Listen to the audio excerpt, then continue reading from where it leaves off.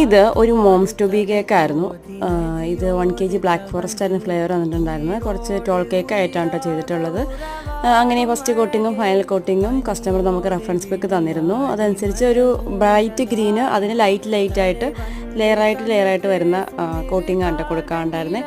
അങ്ങനെ ആദ്യം ബ്രൈറ്റ് ആയിട്ടുള്ളൊരു ഗ്രീൻ കൊടുത്തു. ഒരു പ്രത്യേകതരം ഗ്രീൻ എൻ്റെ ഞാൻ ഉണ്ടായിരുന്നത് മിൻറ്റ് ഗ്രീനാണ്. അതിനകത്തേക്ക് ഞാൻ ഒരു ചെറുതായിട്ടൊരു ബ്ലാക്കും കൂടെ ആഡ് ചെയ്തിട്ടാണ് കേട്ടോ ഇച്ചിരി ഗ്രീനാക്കി എടുത്തത്.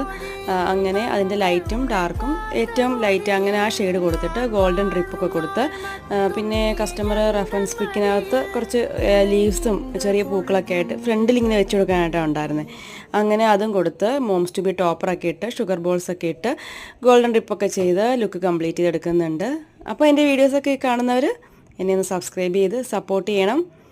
താങ്ക്